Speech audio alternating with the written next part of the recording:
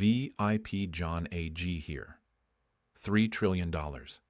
That is the number that vanished from the U.S. stock market in a single session, not over a month, not over a week, in one trading day. And then, almost like someone flipped a switch, the very next session, nearly every dollar of that came roaring back. $3 trillion wiped out and then restored within 48 hours. If you think that is normal market behavior, I have a bridge to sell you. And right in the middle of that chaos, silver got slammed. Hard. We are talking a move from above $33 down toward the $31 range, and then a sharp recovery back above 32. The question is not just what happened. The question is why it happened, who benefits, and what it tells us about where silver is really headed. Because I am about to show you, with documented data, that what we just witnessed was not an accident. It was a coordinated reset. And physical silver is telling a completely different story than the paper price. Let me walk you through exactly what went down. The U.S. administration escalated tariff rhetoric, announcing sweeping new tariffs targeting multiple trading partners simultaneously. The market response was immediate and violent. The S&P 500 cratered, shedding roughly $3 trillion in market capitalization. The Dow dropped over 1,500 points. The Nasdaq got destroyed. Fear spiked. The VIX, which is the market's fear gauge, surged past 30. And in the middle of that panic, commodities got caught in the crossfire. Silver dropped from its recent highs above $33 per ounce down to roughly $31.10, $31.20 on the COMEX spot. Gold pulled back from its record above 3,100 to around 3,050. But here is where the story gets interesting. The very next day, the administration walked back some of the most aggressive tariff proposals, announcing a 90-day pause on certain measures. And just like that, the stock market recovered almost everything it had lost. The S&P gained back nearly the full $3 trillion, but silver and gold did not fully recover at the same pace. Silver climbed back to roughly 32.40, 32.60, but it did not reclaim 33. Gold pushed back toward 3,100, but remained below its all-time high. Now ask yourself, if the crisis was supposedly resolved in 48 hours, why did precious metals not snap back completely? Because the paper market and the physical market are telling two very different stories, and if you understand that divergence, you understand where this is headed. Let me give you the hard numbers. On the COMEX, registered silver inventory continues to sit at critically low levels. We are looking at roughly 135 million ounces of registered silver. That sounds like a lot until you realize that global industrial demand alone is running at over 650 million ounces per year. The Silver Institute's latest data shows a structural deficit for the fourth consecutive year. In their most recent report, the projected deficit was around 182 million ounces. Let me say that again. 182 million ounces of deficit. That means the world is consuming significantly more silver than it is mining. And this has been the case for 4 straight years. Total above-ground identifiable inventories have been declining. London Bullion Market Association vaults have seen persistent drawdowns. Meanwhile, over in Shanghai, the picture gets even more telling. The Shanghai Gold Exchange premium over COMEX for silver has been running positive, hovering around 1 to 2%, and at times spiking higher during periods of acute physical tightness. The Shanghai spot price for silver recently sat around the equivalent of $33 to $34 per ounce when you do the conversion, which means physical silver in China is pricing at a premium to what the COMEX paper market says it is worth. This is critical. When the largest physical commodity market in the world is telling you that real silver is worth more than what the futures market says, that is a signal. That is data. That is not speculation. Gold, by the way, has been on an absolute tear. It recently hit all-time highs above $3,160 per ounce. Central banks have been the dominant buyers. China's central bank added gold for the 5th consecutive month. The People's Bank of China reported reserves of over 73 million troy ounces. Poland, India, Czech Republic, Turkey, all net buyers. Global central bank purchases exceeded 1,036 metric tons last year, and the pace has not slowed.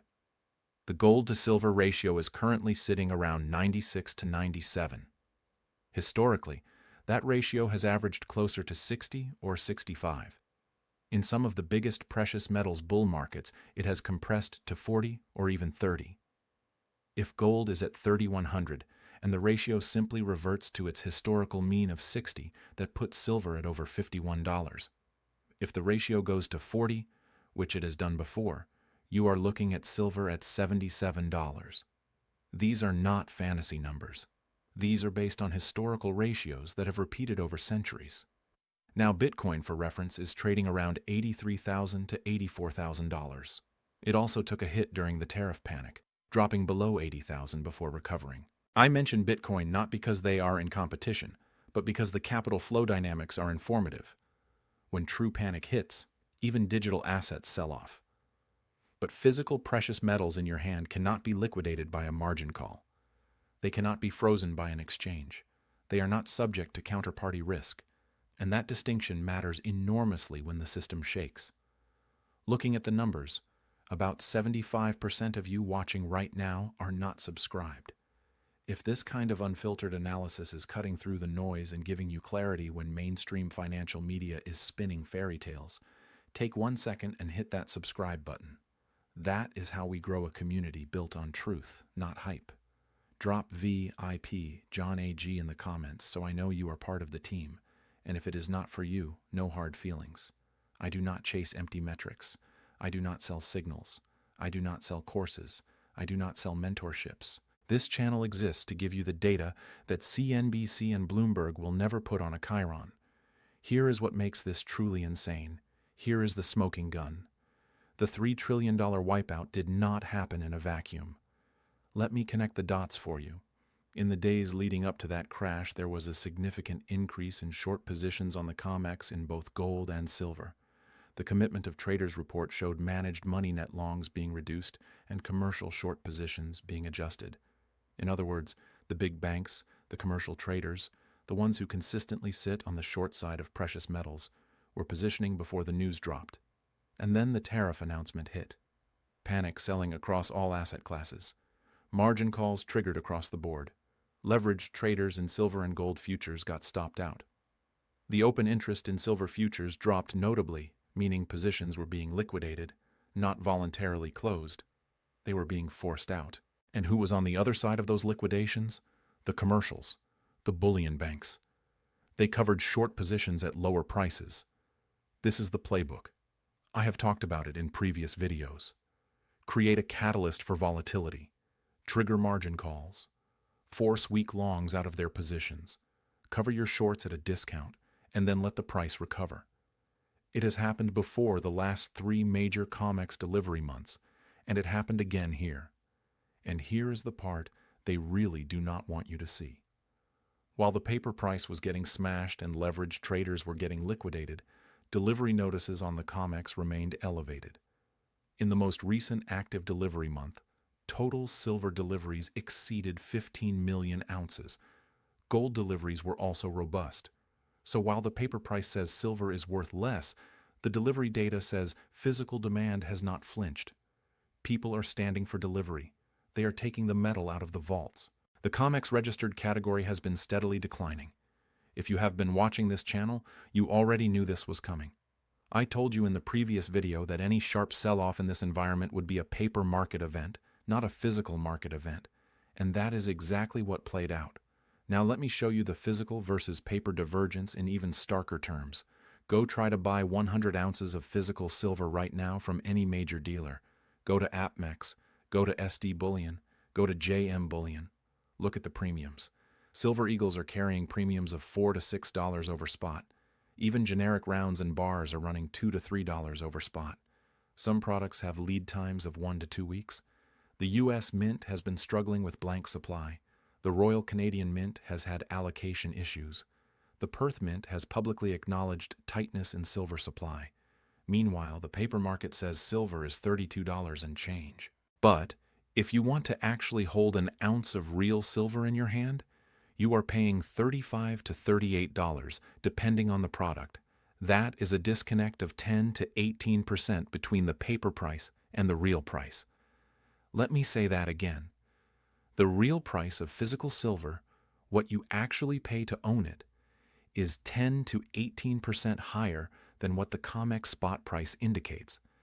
In any other market, that kind of premium would be front-page news. In silver, it is considered normal. And that tells you everything you need to know about how distorted the paper market really is. Shanghai knows it. The physical dealers know it. The mints know it. The only place where silver is $32 is on a screen showing you a futures contract that may or may not have real metal behind it. The physical market is the truth. The paper market is a managed fiction, and that fiction is getting harder and harder to maintain as inventories drain and industrial demand accelerates. Let me address the bearish case head-on because balance matters. I am not a hype man. I am not going to sit here and tell you silver only goes up. Here are the real risks. First, if the tariff situation escalates further and we get a genuine global recession, industrial demand for silver will decline. About 55% of silver demand is industrial. Solar panels, electric vehicles, electronics, fifth-generation networks, defense applications. If global GDP contracts, some of that demand softens. Second, margin hikes. The COMEX can and does raise margin requirements during periods of volatility. They have done it before, and higher margins force leveraged traders to sell, which pushes the price down regardless of fundamentals. Third, the dollar. If the dollar strengthens significantly in a flight to safety scenario, that creates headwinds for dollar-denominated commodities, including silver. We saw the dollar index spike during the tariff panic before pulling back. A sustained dollar rally above 106 or 107 on the DXY would pressure silver. Fourth, liquidation cascades. If equities continue to be volatile, hedge funds and institutions that hold silver as part of broader portfolios might sell silver to meet margin calls elsewhere. This is what happened during the 2008 financial crisis. Silver got crushed along with everything else before it eventually rallied over 400%. So yes, short-term, there are real risks. More volatility is possible. More downside is possible. If you are leveraged in silver futures, you need to understand that you are playing in a rigged casino. The house can change the rules at any time. Now here is the bullish case, and this is where it gets powerful. The structural fundamentals for silver have never been stronger. Not in 2011 when silver hit 50. Not in 2020 when it rallied to 30. Right now, in this moment, the setup is historically unprecedented. Start with supply. Global silver mine production has been essentially flat to declining for years.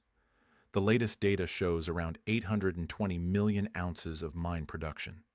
Meanwhile, demand is running above 1 billion ounces when you add investment demand to industrial demand. That is a deficit that is not being resolved because there are almost no new major silver mines coming online. It takes 7 to 10 years to develop a new silver mine from discovery to production. The pipeline is thin. Recycling cannot fill the gap. Second, industrial demand is accelerating, not declining. The global solar industry alone consumed over 200 million ounces of silver last year, and that number is projected to grow as nations push toward renewable energy targets. Every electric vehicle uses 25 to 50 grams of silver. Every fifth-generation base station uses significant silver. Military and defense applications are expanding. Artificial intelligence data centers require massive amounts of electronics, and silver is in every circuit board, every connection, every switch. Third, central banks are buying gold at a record pace, and historically, when gold leads, silver follows, but silver follows with a multiplier. Gold is already at all-time highs. Silver is still 60% below its all-time high of $50 set over a decade ago. That divergence will not last forever. Fourth, J.P. Morgan reportedly holds one of the largest physical silver positions in history. Some estimates put their holdings at over 600 million ounces accumulated over the past decade. Why would the largest bullion bank in the world accumulate that much physical silver if they expected the price to stay at $32? They would not. They are positioning for a major revaluation. Fifth, the BRICS nations are actively working to create alternative settlement systems that reduce dependence on the US dollar. Any meaningful shift away from dollar hegemony increases the monetary premium on gold and silver. Russia, China, India, Brazil, South Africa, and now potentially Saudi Arabia, the UAE, Egypt, and others, are all part of this bloc. They represent over 40% of global GDP. This is not a fringe movement. This is a structural shift in the global monetary order. And in that new order, hard assets like gold and silver are the foundation. 3 key takeaways, and we are out. 1. The $3 trillion wipeout and recovery was not organic market behavior. It was a volatility event that served a purpose, which was to liquidate leveraged positions in equities and commodities, including silver, while allowing large commercial traders to reposition. The paper silver price dropped, but physical demand did not flinch. Deliveries remained strong. Premiums remained elevated. The physical market ignored the paper market panic, and that divergence is your signal. 2. Silver remains in a structural deficit for the 4th consecutive year. Mine supply is flat. Industrial demand is accelerating. Investment demand is rising. COMEX inventories are declining. Shanghai is pricing silver at a premium. Every fundamental metric points to higher prices. The only thing holding silver down is the paper derivatives market, and that mechanism has an expiration date as physical inventories continue to drain. 3. The gold-to-silver ratio near 97 is historically extreme and unsustainable. Gold is at all-time highs. Silver is 60% below its all-time high. When this ratio compresses, and it always does, silver will not just outperform gold on a percentage basis. It will be one of the most explosive moves in any asset class. The unresolved tension is this: how much longer can the paper market suppress silver prices while physical inventories decline, industrial demand accelerates, and central banks around the world accumulate hard assets at a record pace? Something has to give. The question is not if, but when, and whether you will be positioned before it happens or after. This is not financial advice. I do not know your financial situation. I do not know your risk tolerance. Do your own due diligence. Understand the risks. Be accountable for your own decisions. Invest with logic, not hype. VIP out.